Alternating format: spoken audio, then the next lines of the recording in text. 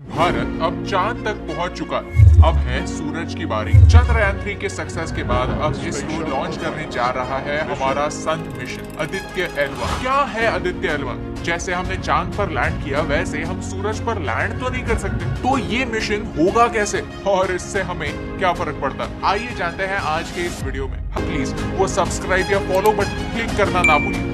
क्या है आदित्य L1? 2 सितंबर 2023 ये भारत के इतिहास में एक इम्पोर्टेंट दिन होने वाला है, क्योंकि इसी दिन हम हमारा आदित्य L1 मिशन लॉन्च करने जा रहे हैं। क्या है आदित्य L1? आसान भाषा में समझते हैं। आदित्य मींस आवर सन, लेकिन ये L1 क्या है? L1 का मतलब है लैग्रेंज पॉइंट। स्कूल में साइंस में न्यूटन की ग्रेविटी ने सबको सताया होगा, बाकी कुछ याद हो या ना हो, न्यूटन का थर्ड लॉ सबको याद होगा। For every action there is an equal and opposite reaction. Space में भी ये रूल फॉलो होता है। आसान भाषा में समझा जाए तो अगर सूरज की ग्रेविटी पृथ्वी को अफेक्ट करती है तो पृथ्वी की ग्रेविटी भी सूरज को अफेक्ट करती है। पृथ्वी और सूरज के ग्रेविटेशनल फोर्सेस एक दूसरे से टग ऑफ वॉर का खेल खेलते रहते हैं, और एक पॉइंट ऐसा होता है जहां दोनों के ग्रेविटेशनल फोर्सेस एक दूसरे को कैंसिल आउट कर देते हैं। ऐसे टोटल 5 पॉइंट्स एग्जिस्ट करते हैं, जिन्हें L1, L2, L3, L4, L5 ऐसे नाम दिए गए। L2 पॉइंट पर नासा का सबसे powerful telescope James Webb telescope है, जो हमारे यूनिवर्स की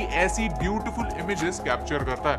ये L पॉइंट स्पेशल होते हैं और इसीलिए इन्हें स्पेस मिशंस के लिए चुना जाता है। होगा ये कि L1 पॉइंट पर होने वाला पृथ्वी का ग्रेविटेशनल फोर्स और सूरज का ग्रेविटेशनल फोर्स एक दूसरे को कैंसिल आउट कर देगा, जिससे आदित्य L1 को ऑर्बिट में रहने में आसानी होगी। L1 सूरज को ऑब्जर्व करने के लिए मानो एक फ्रंट रो सीट है, जहां से सूरज का 24/7 व्यू मिलता है। सोलर एक्टिविटीज को मॉनिटर किया जा सकता है। सबसे इम्पोर्टेंट बात यह है कि L1 पॉइंट पर स्टडी रहने के लिए हमें सबसे कम फ्यूल लगता है, और इसरो वाले तो है ही एफिशिएंट। जब भी पैसे या फ्यूल बचाने की बात आती है तो हमारा नंबर सबसे ऊपर आता है। आदित्य L1 में 7 पेलोड्स यानी उपकरण है, जिनमें से 4 सूरज को स्टडी करेंगे और 3 L1 पॉइंट को ऑब्जर्व करेंगे। आप वीडियो को पॉज करके उनके नाम यहाँ पढ़ सकते हैं। मिशन के नाम का मीनिंग समझने के बाद मिशन के ऑब्जेक्टिव्स मोर और लेस समझ ही जाते हैं। इस मिशन के थ्रू हमें सूरज और L1 पॉइंट दोनों के बारे में इंफॉर्मेशन मिलने वाली है। चांद पर लैंड करना एक बात है, सूरज पर लैंड तो नहीं कर सकते। सूरज के सरफेस का तापमान on an average 5500 degree Celsius होता है। चांद हमसे कुछ 3,80,000 किलोमीटर दूर है। सूरज हमसे 150 मिलियन किलोमीटर दूर है, लेकिन आदित्य L1 को इतना दूर जाने की जरूरत नहीं है। हम L1 पॉइंट तक ही जाएंगे, जो 1.5 मिलियन किलोमीटर दूर है, यानी चंद्रयान से 4 गुना ज्यादा डिस्टेंस हम इस मिशन में कवर करेंगे। लॉन्च को मिलाकर इस मिशन की कॉस्ट कुछ 400 करोड़ होगी। सनलाइट को पृथ्वी तक पहुंचने के लिए 8 मिनट लगते हैं, लेकिन आदित्य L1 को इस L1 पॉइंट तक पहुंचने के लिए 4 महीने लगेंगे। जहां चंद्रयान 3 सिर्फ 14 दिनों के लिए एक्टिव रहने वाला है, आदित्य L1 पूरे 5 सालों के लिए एक्टिव होगा। L1 पॉइंट पर हम अकेले नहीं है। यूरोपियन स्पेस एजेंसी का सोहो यानी सोलर हीलियोस्फेरिक ऑब्जर्वेटरी सैटेलाइट वहां ऑलरेडी मौजूद है। चैप्टर 2, सूरज इंपॉर्टेंट क्यों? अब आप सोचेंगे, वेट, चंद्रयान एटलीस्ट मून पर लैंड करने जा रहा था, तो वो वहां की सॉइल वगैरह जांच कर सकता है, वहां का टेम्परेचर देख सकता है, फ्यूचर में ह्यूमंस को वहां कॉलोनी बसाने के लिए इंपॉर्टेंट डेटा कलेक्ट कर सकता है। लेकिन आदित्य L1 ना ही सूरज पर लैंड करेगा, ना ही सन के ज्यादा करीब जाएगा। सूरज को देखना ही है तो गॉगल्स पहन के भी तो देख सकते हैं, तो सूरज के थोड़ा सा पास जाने से क्या फर्क पड़ता है? आदित्य L1 मिशन काफी लंबा है और उसके ऑब्जेक्टिव्स काफी इंटरेस्टिंग। आदित्य L1 सूरज के कोरोना को स्टडी करेगा। कोरोना सूरज का एकदम आउटर मोस्ट लेयर होता है। सोलर इक्लिप्स के फोटोज में आपको दिखने वाली ये बॉर्डर सन का कोरोना है। कभी कैंपिंग की होगी तो देखा होगा कि आग से हम जितना दूर जाते हैं उतनी ही गर्मी कम होती है। सूरज के बीचों बीच उसके कोर में न्यूक्लियर फ्यूजन होता रहता है, वहां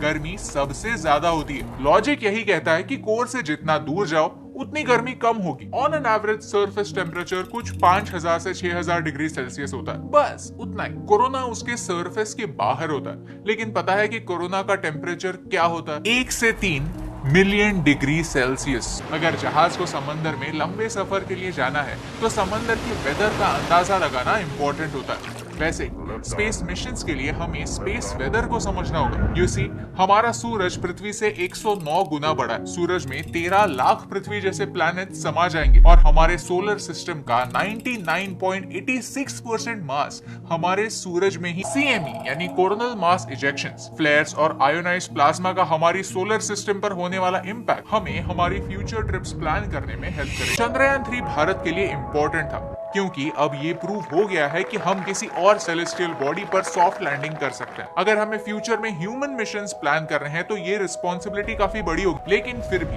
कम बजट के बावजूद सॉफ्ट लैंडिंग करना और हमारे सारे पेलोड्स को सेफली चांद तक पहुंचाना इस बात की मिसाल है कि हमारे साइंटिस्ट किसी से कम। हमसे पहले अमेरिका का पार्कर सोलर प्रोब, ESA का सोलर ऑर्बिटर मिशन और चाइना का advance space based solar observatory mission launch हुआ। साथ ही साथ रशिया, जर्मनी, UK और जापान ने भी अपने मिशंस लॉन्च किए। सूरज सोलर मैक्सिमम यानी हाई सोलर एक्टिविटी और सोलर मिनिमम यानी लो सोलर एक्टिविटी के फेजेस से गुजरता रहता है। 180 पेटावाट एनर्जी पृथ्वी के एटमॉस्फेयर तक पहुंचती है, जिसमें से 30% अब्सॉर्ब होती है और 70% रिफ्लेक्ट होती है। विक्रम साराभाई एक विजनरी थे। उन्होंने इसरो इसी विजन से सेटअप किया है कि हमारा स्पेस ऑर्गेनाइजेशन स्पेस टेक्नोलॉजी का इस्तेमाल हमारे और आपके day to day problem solve करने में करे। इसीलिए इसरो ने इनसैट सैटेलाइट्स डेवलप की, जिनसे टेलीकम्युनिकेशन और ब्रॉडकास्ट होता है। रिमोट सेंसिंग टेक्नोलॉजी से हमारे नेचुरल रिसोर्सेस मॉनिटर होता है। पृथ्वी में होने वाले बदलाव के बारे में हमें पता चलता है। ग्राउंड वाटर डेटा किसानों तक पहुंचता है। वेदर पैटर्न्स डिटेक्ट होते हैं। डिजास्टर मैनेजमेंट होता है। Thank you so much for watching this video till the end. अगर आपको ये वीडियो अच्छा लगा तो प्लीज वो लाइक बटन प्रेस कीजिए।